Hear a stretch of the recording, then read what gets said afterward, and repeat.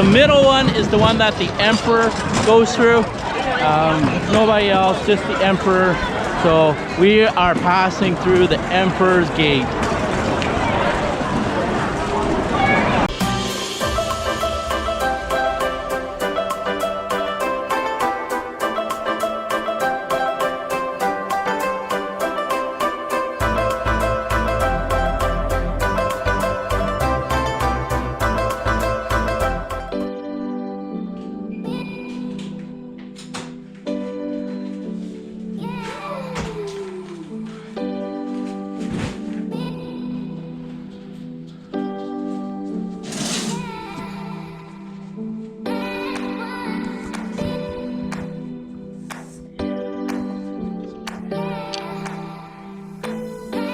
Well, the gang's made it to Beijing.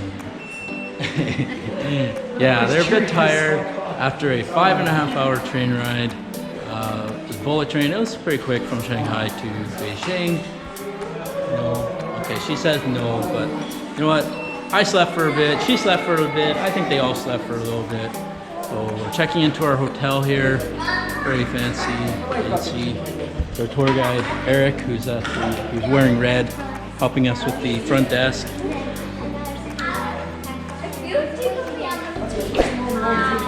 Good. Silence, exhausted from long train rides. I'll just play video games. Yeah, we're playing video games. Yeah. And Liam's all tired too. Yeah.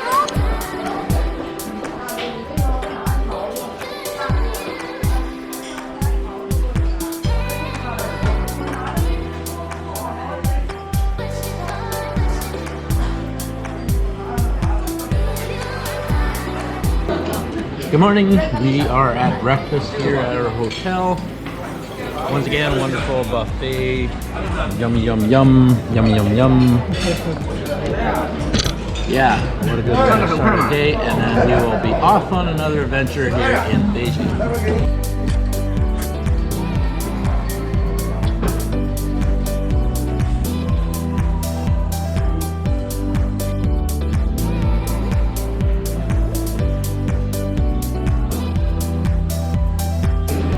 Here we are, Beijing, ready to start our day with a wonderful tour. Caught up with Eric at the hotel. And we've got a shuttle.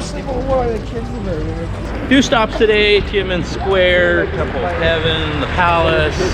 Yeah, gonna be a lot of history here in Beijing, the capital city of China. 22 million people. Can you believe that? Wow, that's a lot of people for sure. So, start our day. Hey, Eric. Hello. All right, ready to go. Heaven in Mandarin we call Tian. An means universal peace. So Tiananmen Square means the square of heavenly peace. A lucky name.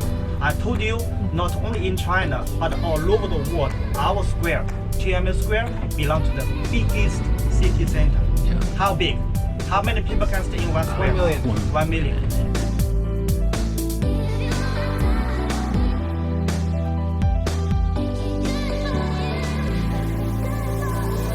Our first stop here are just in front of the gates. These are the original gates for where the ancient city of the walls began here in Forbidden City. So yeah, those gates still stand, but the walls themselves have been taken down in order to make way for roads and allow for traffic and cars to get through. But we're not going to be visiting gates, too bad. But also this building here is where Chairman Mao's body, it's a mausoleum dedicated for Chairman Mao, where his body is laid to rest. He is responsible for the development of the New China era. So that's the mausoleum. That used to be a gate, but it was torn down. Maybe it just wasn't up to standard. And so mausoleum was put up in its place.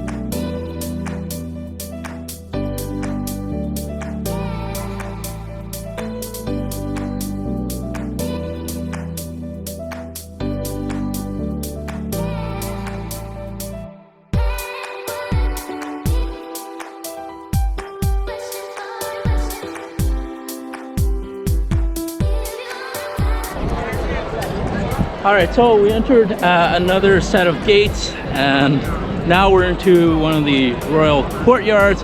However, there is another gate, the Meridian Gate, that we're about to go through. Like I said, there's a series of 5 gates. The Emperor at the time just was a serious guy. He wanted protection. I don't know who would ever consider going through these, considering there's armies, archers, security checks, stuff like that. This last gate here that we've just passed, that's sort of your last measure, making sure that people who pass through here have the proper attire, proper paperwork, etc. The reason why it is the Forbidden City is that common folk were not allowed in here. You had to be someone of the royal, someone affiliated with government or the emperor. So yeah, and yeah, this whole place, construction began in 1407 in the Ming Dynasty and carried out through the Qing Dynasty. And unless you were royalty, a concubine, or eunuch, you know, you were not allowed in here. It was forbidden. Thank God, not scared.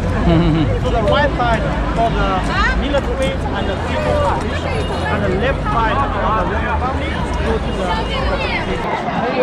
All right, we are about to approach the Meridian Gate, but just wanted to mention that this line here is where the Genghis Khan and everybody, if you go all the way straight down there, you'll reach the bell tower and the drum tower, and then behind me here is the gate itself. There's 3 entrances.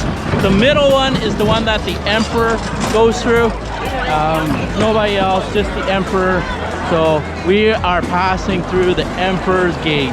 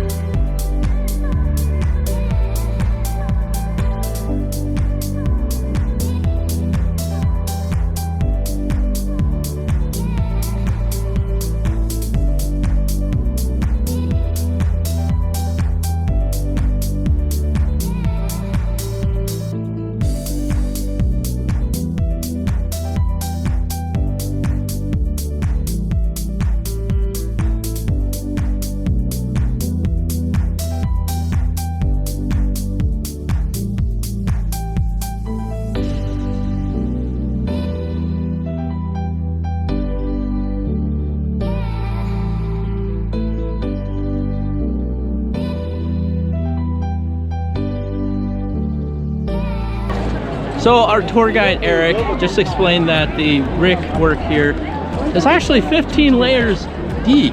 What? That's to prevent people from digging underneath to try and get into the Forbidden City. So that is a heavy duty security measure, that's for sure.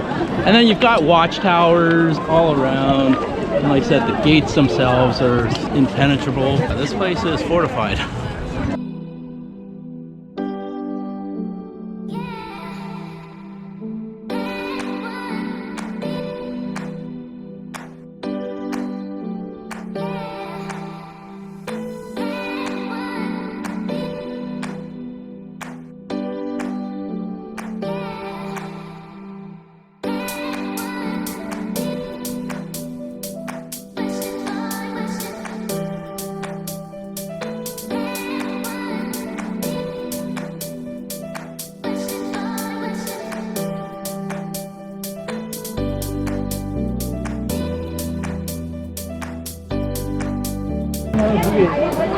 So we are in the area that's known as the Royal Gardens. This is where the Emperor would leisurely walk around, enjoy the wildlife, the forestry, rocks, nature, trees, very old trees.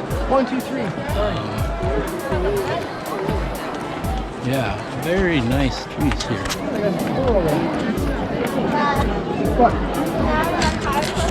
So we are just outside the walls here.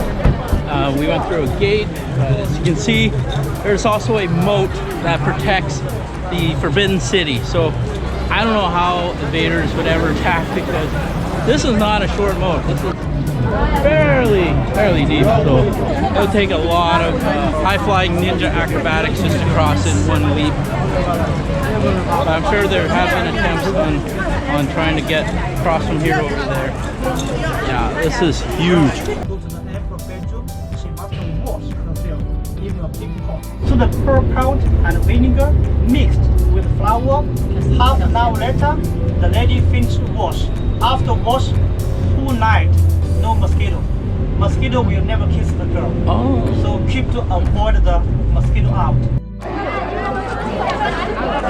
So now we are at the Emperor's Summer Palace, or at least this is the gate leading to the Summer Palace. I just wanted to mention of the two lion statues that are in front here, how you can determine which one's male or female. The female has the little baby lion in front on the paw, and then the male lion has the ball. The ball is symbol of power and Emperor's strength and whatnot. So this is the lion with the ball. So this one's the male, and that one over there is the female. That's how you differentiate the two.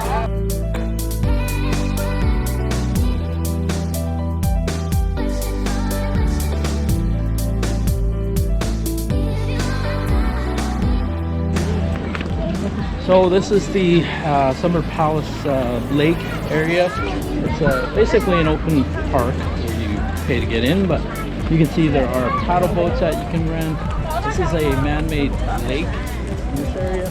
And actually, just to point out, the Summer Palace actually was burnt down by wildfire, but in the early 1900s, the Empress at the time instructed them to rebuild it and reconstruct it. So also in the far distance there is where the movie sets is done, because they no longer are allowed to film inside these historical buildings. So movie producers now have to recreate the sets and build them. So there's a movie set over there, which is probably too far for me to check out. So behind me here is the Summer Palace. You can see only royalty once again could come into this area. So the emperor and the concubines and the empress and the eunuchs.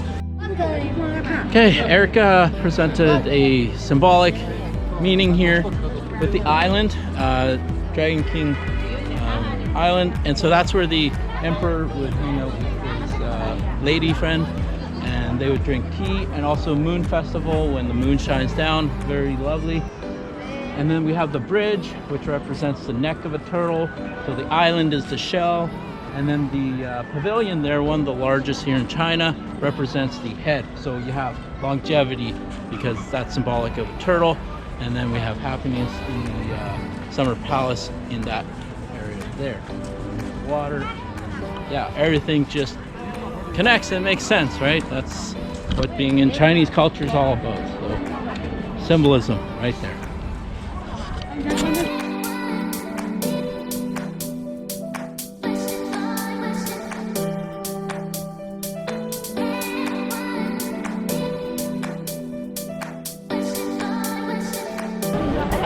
All right, we made it up to the bridge, and behind me is the pavilion, and then we're walking towards the island, which is the shell of the turtle. But we're just gonna make a stop here at the top and just enjoy the scenery at this point and try and catch my breath. Whew.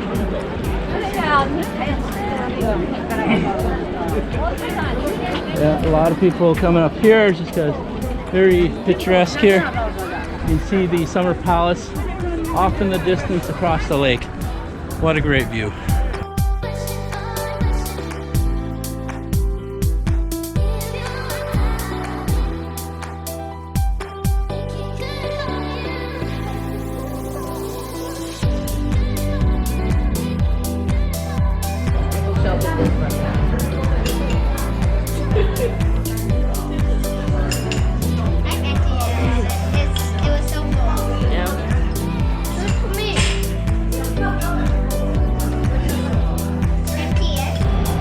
Oh wow, what a wonderful lunch we had.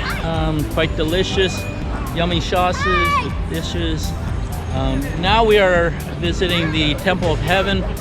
Interesting fact, so Forbidden City construction started in 1407, 1406, depending when you want to consider it. Finished in 1420, and then right after that, the Temple of Heaven began construction in 1421. Ever since then, it's been standing right here. It's a Buddhist temple. And what else do you have? Okay, nothing else.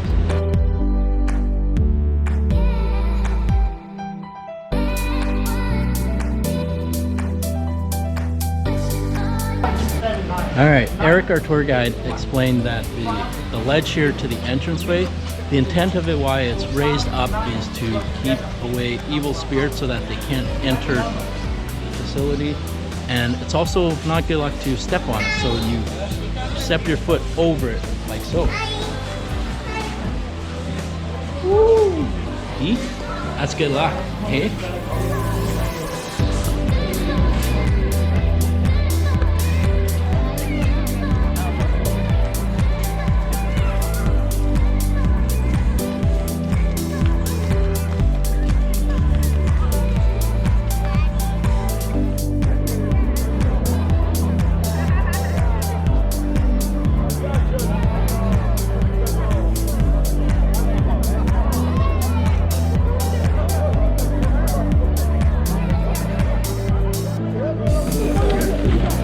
Right, here we are, Temple of Heaven. And the blue represents the heavens. So this temple is made more for gods. Yeah. Whereas the Forbidden City, the rooftops were yellow. And so that represented power for the emperor. This is blue, so the emperor has very little power. He's number 2 here. God is number 1.